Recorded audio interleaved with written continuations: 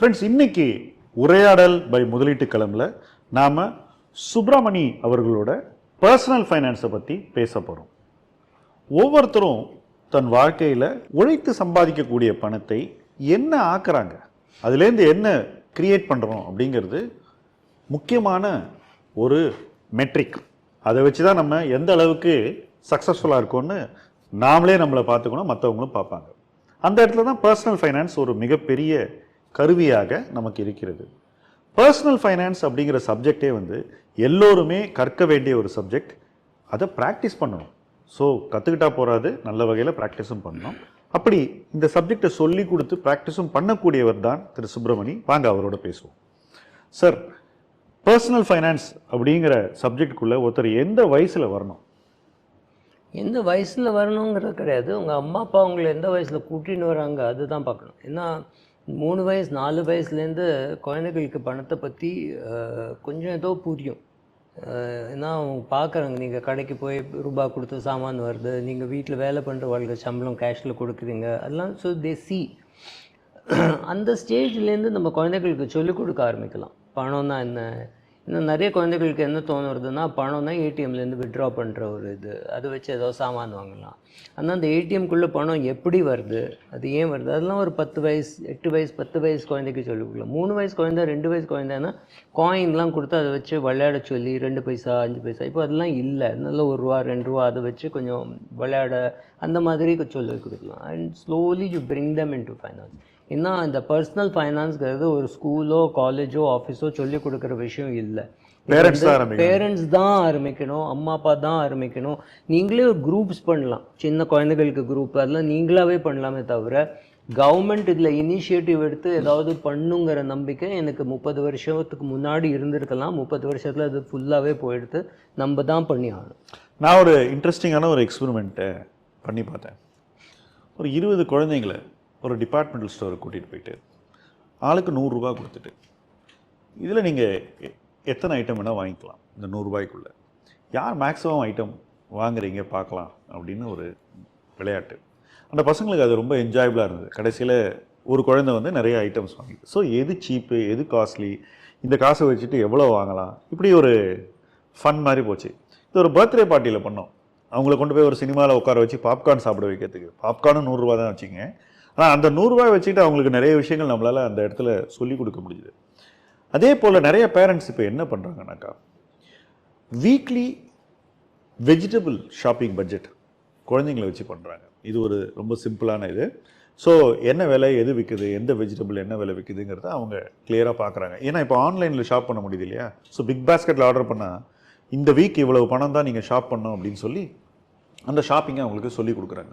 இப்படி சின்ன சின்ன விஷயங்களாக ஒரு ஆஸ்பெக்ட்லேயுமே செலவு மூலமாக எப்படி பட்ஜெட் பண்ணுறது, எப்படி பணத்தை சரியாக செலவு பண்ணுறது அப்படின்னு சொல்லி கொடுக்கும்போது ஆட்டோமேட்டிக்காக அவங்களுக்கு இந்த சேவிங்ஸுங்கிற கான்செப்ட் வந்துடுது.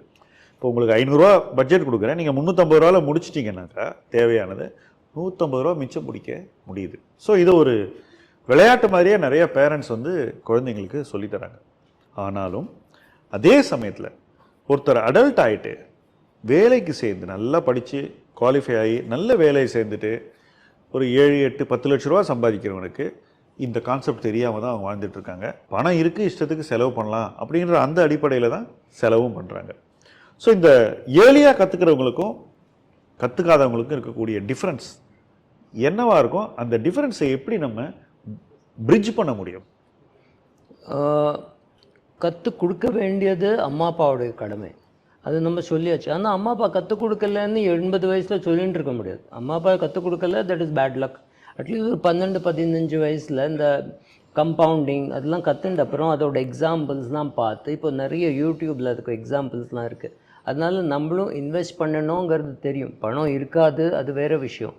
ஆனாக்கா எந்த குழந்தைக்கு இதெல்லாம் நம்ம சுருக்க சொல்லி கொடுக்குறோமோ, கம்பவுண்டிங் சுருக்க புரியறதோ, வெறும் சிம்பிள் அரித்மெட்டிக்கில் ஹி அக்யூமுலேட்ஸ் மோர் மணி.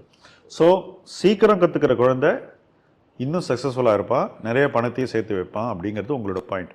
லெட்டஸே 2 குடும்பங்கள் இருக்குது. ஒரு குடும்பம் நிறைய ஏர்ன் பண்ணக்கூடிய ஒரு குடும்பம், நல்ல வசதியாக வாழறாங்க, லைஃப் ஸ்டைலை ரொம்ப நல்லா லீட் பண்ணுறாங்க. இன்னொரு குடும்பமுக்கு மாடரேட் இன்கம் தான் இருக்குது, ரைட்? அவங்களுடைய இன்கம் வந்து கம்பேர் பண்ண முடியாது. ஆனால் இந்த மாடரேட் இன்கம் இருக்கக்கூடிய குடும்பத்தில் இந்த விஷயங்கள் எல்லாம் சொல்லி கொடுத்தாக்கா, அப்போது 18 வயசு வரும்போது அந்த குடும்பத்தினுடைய 2 குழந்தைங்களும் கிட்டத்தட்ட ஒரே இடத்துக்கு வந்துடுறாங்க. ஏன்னா இதை கற்றுக்கிட்டு அந்த குழந்தை வந்து இன்னும் ஒரு பெட்டர் பிளேஸுக்கு வருது. என்னென்ன சொல்லி தரலாம் அப்படின்னு ஒரு சின்ன செக்லிஸ்ட் சொல்லுங்களேன் இந்த குழந்தைங்களுக்கு. ஸோ ஃபஸ்ட்டு வந்து இன்வெஸ்ட் ஏன் பண்ணணும், சேவ் பண்ணுறது நிறைய சொல்லிக் கொடுக்குறோம். நம்ம வந்து சொல்லிக் கொடுக்கணும், பிக்கி பேங்க் வாங்கணும், அதில் போடணும், சேவிங் பேங்க் அக்கௌண்ட் ஓப்பன் பண்ணணும், இது கூட நிறைய பேர் சொல்லிக் கொடுக்குறோம். அதை ஏன் இன்வெஸ்ட் பண்ணணும்? இன்வெஸ்ட் பண்ணி தான் நம்ம யாருக்கு கொடுக்குறோம்? நம்ம ஏதோ பிஸ்னஸ் மேனுக்கு கொடுக்குறோம், அவன் அதை வச்சு பணம் சம்பாதிக்கிறான், அதில் டேக்ஸ் கட்டுறான், டிவிடெண்ட் கொடுக்குறான், அதனால க்ரோத் ஆகுது.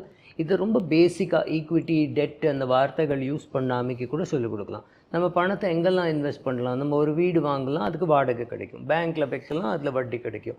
இல்லாட்டா ஈக்விட்டி வாங்கலாம், அதில் டிவிடெண்ட் கிடைக்கும். இந்த மாதிரி ஆப்ஷன்ஸ்லாம் ஒரு 10ஆம் கிளாஸ் வரைக்கும் தான் சொல்லிக் கொடுக்கணும்ல. 7ஆம் கிளாஸ் 8ஆம் கிளாஸ்லேருந்து இந்த கம்பவுண்டிங்லாம் புரிய ஆரம்பித்தோடனே அதெல்லாம் சொல்லிக் கொடுக்கலாம். இன்றைக்கி ஒரு சின்ன தொகையை கட்டினாக்கா நாளைக்கு ஒரு பெரிய தொகை கட்டாமல் இருக்க முடியும். அது வந்து அதுக்கு பேர் வந்து இன்சூரன்ஸ்.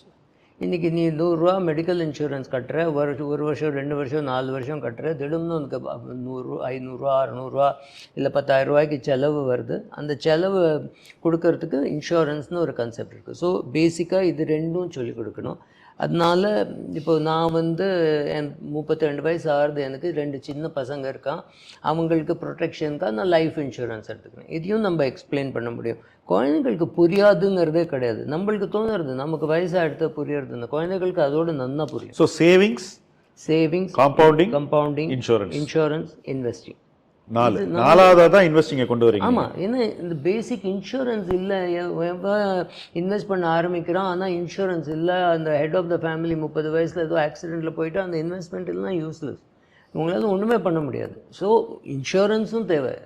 ரிஸ்க்கை எப்படி குறைக்கிறது, ஹவு டு மிட்டிகேட் ரிஸ்க், அது சொல்லிக் கொடுக்கறது இன்சூரன்ஸ். ஸோ அட்லீஸ்ட் கன்செப்டுவலி சொல்லிக் கொடுக்கலாம். நாளைக்கு நம்மளுக்கு ஏதாவது ஆனாக்க ஹாஸ்பிட்டலில் பெரிய பில் வரலாம், அந்த பில் கொடுக்காமல் இருக்கிறதுக்காக நம்ம இன்றைக்கி ஒரு சின்ன அமௌண்ட் தொகையை கட்டுறோம். நீங்கள் பிறந்த உடனே ஒரு குழந்தைக்கு ஒரு இன்வெஸ்ட்மெண்ட்டை போட்டு அதை காம்பவுண்ட் பண்ண விடணும் 18 வயசு வரைக்கும் அப்படின்ற ஒரு பாயிண்ட்டை ஏற்கனவே சொன்னீங்க. அப்படி சொல்லும்போது எந்த வயசில் அந்த குழந்தைகிட்ட இந்த இன்வெஸ்ட்மெண்ட் பற்றி பேசலான்ற ஒரு வியூ சொல்லுங்கள் சார். ஆக்சுவலி நான் இந்த வீடியோ பண்ண ஆரம்பித்து இப்போ 2 வருஷம் தான் ஆகுது. நிறைய ஃப்ரெண்ட்ஸோட குழந்தைகள் வந்து நீங்கள் இதை பற்றி பேசுகிறீங்க, எனக்கு புரியுறது சொல்கிறதுலாம் 6ஆம் கிளாஸ் 7ஆம் கிளாஸ் குழந்தைகளுக்கு புரியுறது. தே அண்டர்ஸ்டாண்ட் ஈக்விட்டினா என்ன, டெட்டுனா என்னன்னு புரியுறது. இவாளுக்கு இன்னும் ஸ்கூலில் அதெல்லாம் சொல்லியே கொடுக்கல. ஸோ 6th ஸ்டாண்டர்டில் பேசலான்றது உங்களோட என்னோட எக்ஸ்பீரியன்ஸ் நான் சொல்கிறேன். என்னுடைய டாட்டர்ஸ்க்கு நான் அவங்க பிறந்த நாள்லேருந்து மியூச்சுவல் ஃபண்டில் தான் இன்வெஸ்ட்மெண்ட் பண்ணியிருக்கேன். அவங்களுக்கு டிமேட் அக்கௌண்ட்டே கிடையாது. ஸோ மியூச்சுவல் ஃபண்டில் போட்டு அவங்களுக்கு ரெகுலராக ஒரு எஸ்ஐபி, எப்போயாவது அவங்களுக்கு ஏதாவது பர்த்டே இந்த மாதிரி ஏதாவது கலெக்ட் ஆச்சுன்னா அந்த பணத்தை இன்வெஸ்ட் பண்ணுறேன். ஸ்டேட்மெண்ட்டை அவங்களே பார்ப்பாங்க, நான் பார்க்க மாட்டேன். அவங்களே ஸ்டேட்மெண்ட்டை பார்ப்பாங்க, என்ன ரிட்டர்ன் வந்திருக்குன்னு எங்கள் ஆரம்பிக்கிட்டே அவங்க கேட்பாங்க. ஏன் வந்து அக்காவுக்கு எக்ஸ்ட்ரா ரிட்டர்ன் வந்திருக்கு, எனக்கு ஏன் கம்மியாக ரிட்டர்ன் வந்திருக்குன்னு கம்பேரும் பண்ணிப்பாங்க. அந்த வேடிக்கை எல்லாமே நடக்கும். ஆனால் ஒரு விஷயம் என்னென்னா, எனக்கு இந்த ஃபண்ட்ஸ் எல்லாம் இருக்கே, இந்த ஃபண்டு ஏன் எனக்கு வாங்கியிருக்கேன், இந்த ஃபண்டில் எனக்கு என்ன ரிட்டர்ன் கிடைக்கும், இந்த ஃபண்டு ஏன் இந்த ஃபண்டோட பெட்டராக பண்ணியிருக்கேன், இப்படி ஒரு 6th ஸ்டாண்டர்டு குழந்தைனால கேள்வி கேட்க முடியுதுங்கிறத நானே அப்சர்வ் பண்ணியிருக்கேன். நீங்கள் சொல்கிறது வந்து கரெக்டாக தான், நானும் ஒத்துக்கிறேன் அதை. ஸோ 6th உனக்காக இந்த பணத்தை தனியாக போட்டு வச்சுருக்கேன், இது வளர்ந்து நீ படித்து காலேஜ் போகும்போதோ அல்லது அதுக்கப்புறமோ உனக்கு ஏதோ ஒரு பெரிய தேவைக்காக இந்த பணம் வளரணும், வளர்ந்துக்கிட்டு இருக்குன்னு காமிச்சிக்கிட்டு இருக்கணும். ஸோ அதுக்கப்புறம் அந்த குழந்தை அந்த பணத்தை பற்றி அவேராக இருக்கிறதுல தவறில்லை அப்படின்னு சொல்கிறீங்க. கம்ப்ளீட்லி தவறில்லை. ஏன்னா இந்த இன்வெஸ்ட் பண்ண ஆரம்பிக்கிறேன், மோஸ்ட் இம்பார்ட்டன்ட் திங் என்ன சொல்லிக் கொடுக்கணும்னா இதை தொடாதே தொடாதே தொடாதே தான் சொல்லிக் கொடுக்கும். Right, okay. ஸோ நீ வந்து 18 வயசில் இது ஸ்கூல் ஃபீஸ் கட்டலாம், காலேஜ் ஃபீஸ் கட்டலாம். அதுக்கு கட்டலைன்னா ஒரு 30 வயசில் வீடு வாங்கலாம். அதுவும் கட்டலைன்னா ஒரு 50 வயசில் உன் பாஸ் கிட்ட போய் நான் நாளிலேருந்து வரல, எங்கள் அப்பா எனக்கு ஆரம்பித்த எஸ்ஐபியில் எனக்கு காணும், அடுத்த 50 வருஷத்துக்கு காணும்னு சொல்கிற தைரியம் வரும். கரெக்ட். ஸோ குழந்தைக்கு அது சொல்லி கொடுத்தா போகிறோம். Very simple. வீட்டில் மரம் இருக்குது, அது மாமரம், உனக்கு எவ்வளோ மாங்காய் வேணுமோ பிச்சுக்கோ, அந்த மரத்தை வெட்டாது. இதே மாதிரி மியூச்சுவல் ஃபண்டில் சொல்லி கொடுத்தாக்க Sham, now it is not impossible. இன்றைக்கி பறக்கிற குழந்தைக்கு ஒரு ஒழுங்கு எஸ்ஐபி ஆரம்பித்து அதை 10% க்ரோ பண்ணால் அந்த குழந்தைக்கு 65 வயசு ஆர்த்த யூ கேன் ஹேவ் 1000 crores. அது சின்ன அமௌண்ட் கிடையாது. இன்னும் 50 வருஷம் கழிச்சு கூட சின்ன அமௌண்ட். ஏன் இது வந்து நம்மளுடைய மிடில் கிளாஸ்க்கோ அல்லது ஃபஸ்ட்டு ஜென்ரேஷன் கிராஜுவேட்ஸ்க்கோ ஏன் இது போய் சேர மாட்டேங்குது? ஏன்னா அவங்களுக்கு தான் இது முக்கியமாக அந்த ஒரு சோஷியல் மொபிலிட்டி வந்து ரொம்ப முக்கியம். ஏன்னா நீங்கள் பார்த்தீங்கன்னா நம்ம மியூச்சுவல் ஃபண்ட் இண்டஸ்ட்ரி லாங் டேர்ம்னு பேசுவாங்க. ஆனால் எவ்ரி மந்த் வந்து இந்த குவார்ட்டரில் என்ன பண்ண போகிறோம், நான் வந்து 60 வருஷத்துக்கு உனக்கு ரூபாய் கொடுத்துருக்கேன், நீ இந்த குவார்ட்டர் ஸ்டீலில் போடு, கோலில் போடு, எங்கே வேணால் போடு, எனக்கு என்ன பண்ணணும். ஸோ ஒரு லாங் டேர்ம் வியூ கொடுக்கறதே இல்லை. ஓகே, அதான் இன்னொன்று என்னன்னாக்கா, இந்த பணத்தை நீ சேவ் பண்ணுறது கார் வாங்குறதுக்கு, இந்த பணத்தை நீ சேவ் பண்ணுறது காலேஜ் ஃபீஸ்க்கு, இந்த பணத்தை நீ சேவ் பண்ணி உன்னோட அடுத்த 2, 3, 4 தலைமுறைக்காக சேவ் பண்ணுற, இது உன்னோட கோஹினூர் டைமண்ட் அப்படி சொல்லி கொடுக்கறதே இல்லை. நம்ம அது வந்து we are creating wealth ங்கிற கன்செப்டே இல்லை. இதை வந்து நீ சேவ் பண்ணுற, இதை வச்சு மோட்டர் சைக்கிள் வாங்கலாம், இதை நீ சேவ் பண்ணுற, இதை வச்சு கார் வாங்கலாம். ஸோ என்ன ஆகுது, ஈக்விட்டியில் கொஞ்சம் ரிட்டர்ன் வரதுக்குள்ளே அவனுக்கு கை வரிக்கிறது. சார் கார் வாங்கலாமா, சார் வீடு வாங்கலாமான்னு. ஸோ அதை வந்து வெல்த் கிரியேஷன் டூலாக நம்ம பார்க்குறதே இல்லையே. இதில் இன்னொரு என்னுடைய சொந்த அனுபவத்தில் ஒரு விஷயம் என்னென்னா, ஒரு கார் வாங்கக்கூடிய பணத்தை நான் வந்து ஒரு 2-3 இயர்ஸில் ஏர்ன் பண்ணிட்டேன் ஸ்டாக் மார்க்கெட்டில். அப்போ 2-2.25 லட்சம் தானே ஒரு மாருதி. ஸோ நான் அந்த பணத்தை ஒரு 2-3 இயர்ஸில் ஏர்ன் பண்ணிட்டேன். நான் ஸ்டார்ட் பண்ண டைம் ரொம்ப லக்கியான டைம். ஆனால் 10 வருஷம் வரைக்கும் நான் கார் வாங்கலை, சொந்த கார் வாங்கலை. அதுலேயும் ஃபஸ்ட்டு நான் வாங்கின கார் வந்து செகண்ட் ஹேண்ட் கார் தான். ஏன்னா அது விலை கம்மி. அதுக்கப்புறம் தான் இன்னும் நிறைய ஒரு பெட்டர் பிளேஸ்க்கு வந்த பிறகு தான் நான் கார் வாங்கினேன். இதில் என்ன ஆச்சுன்னா, இந்த காம்பவுண்டிங் அதோட பவர் தெளிவாக புரிஞ்சுது. வேற இன்னைக்கு இருக்கிறவங்க எல்லாருமே என்ன சொல்கிறாங்கன்னாக்கா, எனக்கு ஐஃபோன் வாங்கணும், எனக்கு ராயல் என்ஃபீல்டு வாங்கணும், அல்லது ஈவி வாங்கணும், எனக்கு எஸ்யூவி கார் வாங்கணும், not even small car, they want only SUV car. அப்புறம் ஹாலிடே போகணும். இப்படி நிறைய லைஃப் ஸ்டைல் ரிலேட்டடாக எல்லாருக்குமே ஆஸ்பிரேஷன்ஸ் இருக்குது. காரணம், சொசைட்டி இப்போ தான் அந்த ஒரு ப்ராடக்ட்ஸ் எல்லாம் நமக்கு கொண்டு வந்து எதிர காட்டுது. நம்ம சுற்றி இருக்கிறவங்க எல்லோரும் வச்சுருக்காங்க. ஸோ எல்லாருக்கும் தாங்களும் அதில் பிலாங் பண்ணணும் அப்படின்ற ஒரு ஆசை இருக்குது. நானும் இதை அனுபவிக்கணும் அப்படின்ற டிசைர் இருக்குது.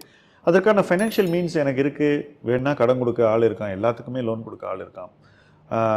அப்போது நான் ஏன் இதெல்லாம் எக்ஸ்பீரியன்ஸ் பண்ணக்கூடாது? இப்போது இதுதானே எனக்கு இன்னும் டெம்ப்டிங்காக இருக்குது. நீங்கள் சொல்கிற இந்த இன்வெஸ்ட் பண்ணிவிட்டு அப்புறமா என்ஜாய் பண்ணுறது எனக்கு போரிங்காக இருக்குது. இந்த long term we are all dead அப்படின்லாம் வந்து நிறைய யங்ஸ்டர்ஸ் வந்து ஆர்கியூ பண்ணுறாங்க.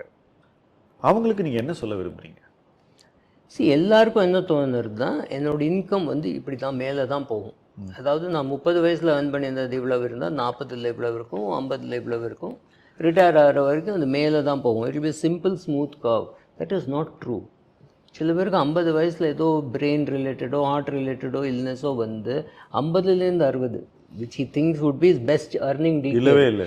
அவனுக்கு பெஸ்ட் earning decade யார்கிட்ட கேட்டாலும் 50லேருந்து 60 தான் நினைப்பான். 50லேருந்து 60 ஜீரோ ஆகிடுதுன்னா என்ன ஆகும்? அது ஒரு முக்கியமான கேள்வி. அண்ட் ஆறுது, you can be out of date.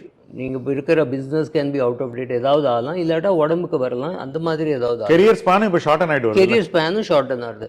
So அந்த ரிஸ்க் இருக்குது. ஸோ எவ்வளோ சுருக்க முடியுமோ நீங்கள் பணத்தை சேவ் பண்ணி அதை க்ரோ பண்ணி என்ன பண்ணலான்னா, சரி எனக்கு ஃபஸ்ட்டு 10 லட்சம் வர வரைக்கும் நான் ஒன்றுமே பண்ண மாட்டேன். அந்த 10 லட்சம் அப்ரிசியேஷன் ஆனாக்க அந்த அப்ரிசியேஷனை வச்சு கார் வாங்குவேன். அப்ரிசியேஷனை வச்சு நான் வேற ஏதாவது லக்ஸரி, அதாவது எனக்கு இந்த பணம் ஒரு பொருட்டு இல்லைன்ற அளவுக்கு it becomes so big that it doesn't matter. Yeah, then you can buy. ஆமா. இப்போ இந்த காம்பவுண்டிங்லயே 2 விதமான காம்பவுண்டிங் இருக்கு அப்படின்றது இது வரைக்கும் நம்ம பேசினது எனக்கு கிடைக்குது. ஒரு காம்பவுண்டிங் வந்து பேரண்ட்ஸ் குழந்தைங்களுக்காக ஆரம்பிச்சு நடக்கிற காம்பவுண்டிங், நான் அதை தனியா பார்க்குறேன். 2வது காம்பவுண்டிங் ஒருத்தர் ஏர்ன் பண்ண ஆரம்பிச்ச உடனே தன்னுடைய பணத்திலேருந்து ஸ்டார்ட் பண்ணுற காம்பவுண்டிங். இந்த 2 காம்பவுண்டிங்கும் நம்ம தனியாக ரன் பண்ணுறதுல ஏதாவது மெரிட் இருக்கா? ஏன்னா இது 2த்தையும் மிக்ஸ் பண்ணிட்டா எது பேரண்ட்ஸ் கிரியேட் பண்ணுது எது நீ கிரியேட் பண்ணுதுன்னு தெரியாமல் ஆகிடும் இல்லையா? அது 2 தனியாக வைக்கிறதுல ஏதாவது மெரிட் இருக்கா? இல்லை 2ஐயும் சேர்த்துடலாமா ஒரே அக்கௌண்ட்? இல்லை, ஒரே அக்கௌண்ட்டில் சேர்க்கணுங்கிறது இல்லை. பட் அட்லீஸ்ட் செப்பரேட், அது ஒரு மியூச்சுவல் ஃபண்ட் ஏன்னு இருந்தாக்க இது ஒரு மியூச்சுவல் ஃபண்ட் பியில் பண்ணலாம்.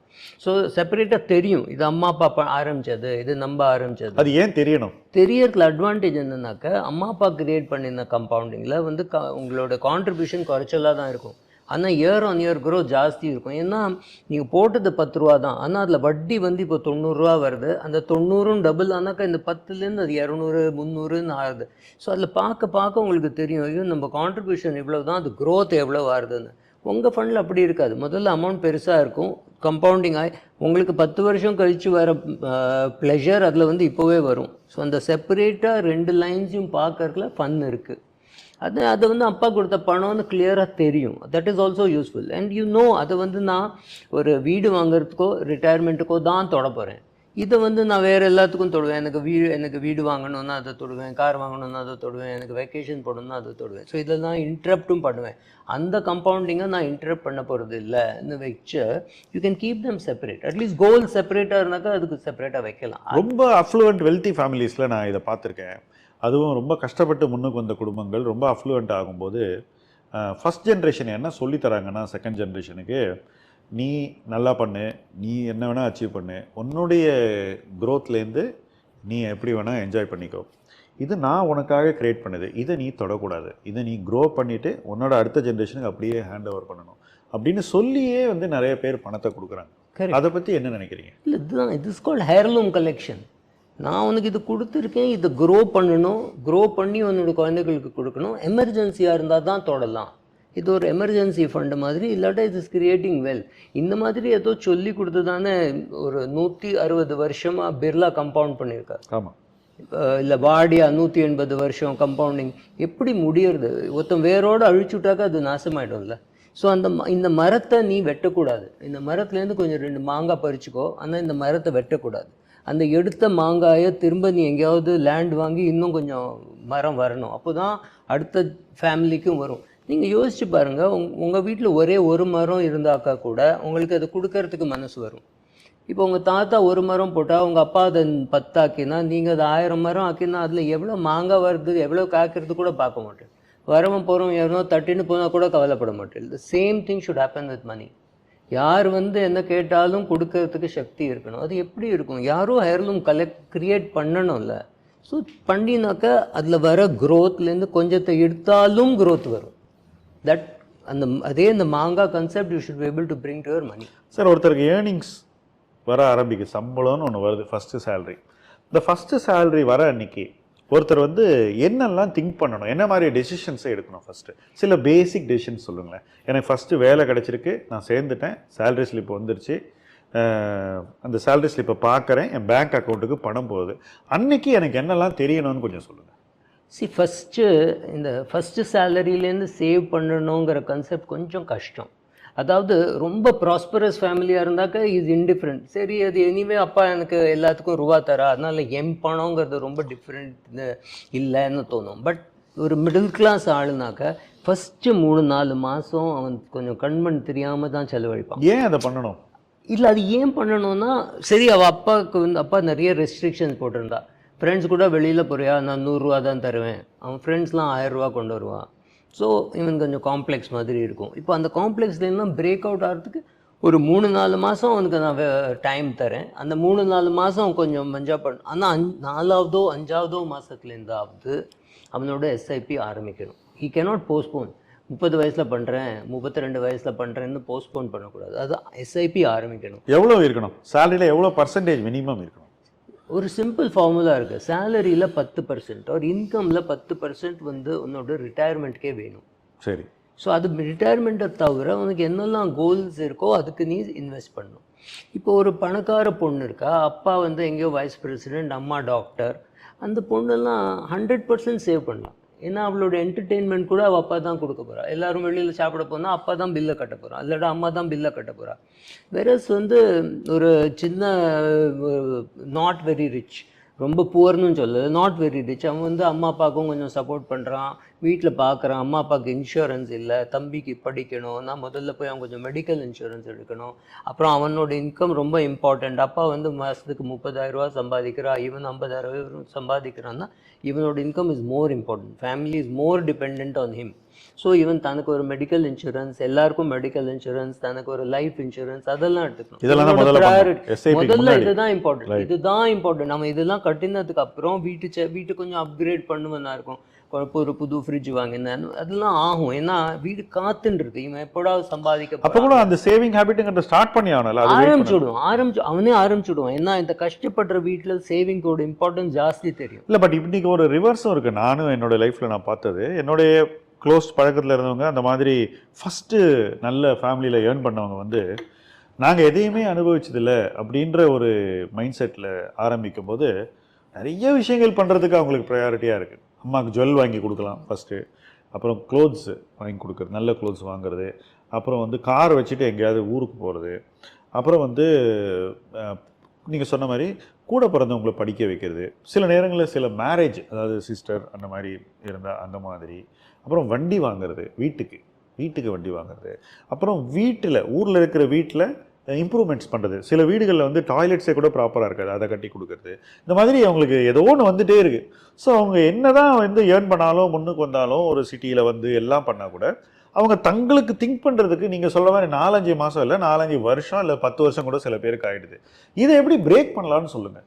ஏன்னா இதை பிரேக் பண்ணாதான் அவங்க அவங்களுக்குன்னு ஒரு பண்ணுற ஹேபிட்டுக்கு வர முடியும். அதாவது பிரேக் பண்ணலான்னா நான் என்ன சொல்ல வரேங்கிறத மறுபடியும் கிளாரிஃபை பண்ணுறேன். இதெல்லாம் அவங்க செய்யவே கூடாதுங்கிறது என்னோட பாயிண்ட் இல்லை. ஆனால் தங்களுக்காகவும் யோசிக்க ஆரம்பிக்கணும், அதுவும் ஏர்லியாக ஆரம்பிக்கணும். அதுக்கு என்ன பண்ணலான்னு சொல்லுங்கள். ஸோ அவன் என்ன பண்ணணும்னா முதல்ல எதெல்லாம் இம்பார்ட்டண்ட்னு எழுதிக்கணும், ப்ரையாரிட்டைஸ் பண்ணணும். எனக்கு வந்து மெடிக்கல் இன்சூரன்ஸ் எடுக்கிறது ரொம்ப இம்பார்ட்டண்ட்.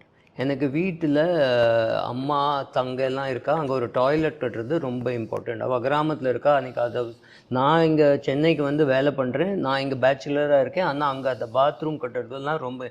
ஸோ அவன் ஃபேமிலி கூட உட்காந்து, அவனோ அவளோ ஃபேமிலி கூட உட்காந்து ப்ரையாரிட்டைஸ் பண்ணணும்.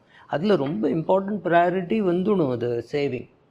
ஏன்னா அவனுக்கு தெரியும் அப்பாவுக்கு ஏதாவது ஆகிடுத்தோ எனக்கு ஏதாவது ஆகிடுத்தோன்னா ஒரு 2 மாதம் 3 மாதம் செலவு வேணும்.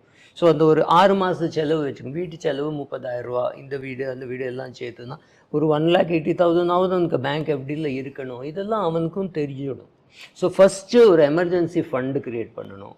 ரெண்டாவது மெடிக்கல் இன்சூரன்ஸ், லைஃப் இன்சூரன்ஸ், எதெல்லாம் இன்சூரன்ஸ் வேணுமோ அதெல்லாம் எடுத்துக்கணும். அதுக்கு அப்புறம் அவன் ப்ரையாரிட்டைஸ் பண்ணலாம். And one more thing I have seen, வீட்டில் சமைச்சு சாப்பிட்றதுக்கும் வெளியில் சாப்பிட்றதுக்கும் there is a huge difference. அப்புறம் நீங்கள் சொன்ன மாதிரி கார் வாங்கணும். Public transport in India subsidised. நீங்கள் பாம்பே ட்ரெயின் எடுத்துக்கோங்க, இல்லை சென்னை பஸ் எடுத்துக்கோங்க, சென்னை மெட்ரோ எடுத்துக்கோங்க, இட்ஸ் சப்சிடைஸ்ட். ஸோ சொந்தமான வாகனத்தில் போகிறதுலையும் பப்ளிக் டிரான்ஸ்போர்ட்டில் போகிறதுலையும் there is a huge difference. இப்போ டிப்பிக்கலி நான் பாம்பே எக்ஸாம்பிள் கொடுக்குறேன். நான் இருக்கிற இடத்துலேருந்து விடி ஸ்டேஷன் வந்து ஒரு 40 கிலோமீட்டர் இருக்கும். நான் ட்ரெயினில் போனாக்கா சப்சிடைஸ் டிக்கெட் 15 ரூபா. நான் இதே போனால் அந்த பிரிட்ஜ் டோல், அந்த வெறும் போயிட்டு வர டோல் 70 ரூபா. சம்பந்தமே இல்லை. டாக்ஸியில் உங்களுக்கு 700 ரூபா ப்ளஸ் 70 டோல் 770 ஆகும், இல்லை 30 ரூபா ஆகும். என்ன கம்பேர் பண்ணுறோம்? There is just not to be compared. So சொந்த வாகனம் வச்சுட்டு அதில் பெட்ரோலோ கேஸோ போட்டுட்டு போகிறதுலையும் உங்கள் 29C-யும் 23C-லையும் போகிறதுல there is a huge difference. நம்ம எல்லாம் போயிருக்கோம், 29C-லையும் போயிருக்கோம், 23C-லையும் போயிருக்கோம், சில்லறை இல்லாமல் கற்று வாங்கியிருக்கோம், எல்லாம் பார்த்துருக்கோம். வண்டியே வராது, வெயிலாக இருக்கும். we have gone through all that. there is such a huge difference. இது பண்ணறதுல that slowly அப்புறம் வந்து சம்பாதிச்சு 3 வருஷத்துக்குள்ளே எப்படி தானோ பஸ்ஸில் போகிறாங்க. ஐயோ நேற்று வரைக்கும் நீ போயின்னு தானே இருந்தேன், இப்போ திடம்னு போக முடியாது, எனக்கு ஒரு 2 வீலர் வேணும். 2 வீலராக 20,000 ரூபா 2 வீலராக இல்லை 2.5 லட்சம் 2 wheeler. You become a slave to your own habits. இந்த லைஃப் ஸ்டைல் க்ரீப்பும்பாது. முதல்ல ஒன்றுமே இல்லாதவன் திடம்னு கொஞ்சம் கொஞ்சமாக இன்க்ரீஸ் பண்ணி இது இல்லைன்னா வாழ முடியாதுங்கிற ஸ்டேஜுக்கு வந்துடுறான். அது வரக்கூடாது. 10% நான் வந்து என்னோடய ரிட்டையர்மெண்ட்டுக்கு சேவ் பண்ணுவேன், பாக்கி நான் ப்ரையாரிட்டைஸ் பண்ணியிருக்கேன். வீட்டில் டாய்லெட் கட்டுவேன், வீட்டில் இது பண்ணி அந்த ப்ரையாரிட்டைஸ் பண்ணி. அண்ட் ரொம்ப இம்பார்ட்டண்ட் இது வந்து ஃபேமிலி கம்யூனிகேஷன். ஏன்னா அவன் சேர்ந்த அன்னைக்கு அவன் வந்து அம்மாவை நாமினி ஆக்கியிருப்பான் ப்ராவிடென்ட் ஃபண்டில். கல்யாணம் ஆகிருக்காது, 22 வயசு பையன். அதே 32 வயசு அடுத்த கல்யாணம் ஆகலாம், எனக்கு அந்த நாமினேஷனை மாற்றுறது அதெல்லாம் ரொம்ப important. Of course saving important, investing important, அதெல்லாம் இம்பார்ட்டண்ட் தான். ஆனால் இது இல்லாமல் வீட்டில் பணத்தை பற்றி பேசுறது, சொல்லுறது ஒய்ஃப்கிட்ட, இதை பண்ண முடியும் இல்லாட்டா இதை பண்ண முடியும், என்னால் இதையும் பண்ண முடியாது, இப்போதைக்கு இதுதான் ப்ரையாரிட்டி நான் நினைக்கிறேன், நீ என்ன நினைக்கிற. ஒய்ஃப்க்கும் அது எஜுகேஷன் ஆகிடுது. அப்புறம் ஒய்ஃப்க்கு ஏடிஎம்லேருந்து எப்படி விட்ரா பண்ணணும் அதெல்லாமும் சொல்லிக் கொடுக்கணும். அஸ்யூமிங் தட் அவள் ரொம்ப எஜுகேட்டட் இல்லைன்னா இதெல்லாம் சொல்லிக் கொடுக்கறதும் நம்ம வேலை தான். நீ ஹாஸ்பிட்டலில் இருக்க, பணம் வேணும், ஆனால் அவளுக்கு ஏடிஎம்லேருந்து வித்ட்ரா பண்ண தெரியாதுன்னு இருக்கக்கூடாது. யார்கிட்டையாவது போய் வித்ட்ரா பண்ணி கொடுங்க கேட்கக்கூடாது. ஸோ ஃபேமிலிக்குள்ளே எஜுகேஷன் ஸ்ப்ரெட் பண்ணுறது, இன்சூரன்ஸ் எடுக்கிறது, எஸ்ஐபி பண்ணுறது, அதான் நான் சொல்கிறேன். முதல் 3-4 மாதம் லெட் ஹிம் ஹேவ் ஃபன். ஒன்றுமே பண்ணாதேன்னா அவன் அப்புறம் ஒரு நாளைக்கு ஒன்றுமே சேவ் பண்ணாமல் எல்லாத்தையும் ப்ளோ பண்ணுவான். ஓகே. அதனால நீ கொஞ்சம் கொஞ்சமாக பண்ணு, எஸ்ஐபியும் பண்ணு, எமர்ஜென்சி ஃபண்டும் பண்ணு, இன்சூரன்ஸும் பண்ணு.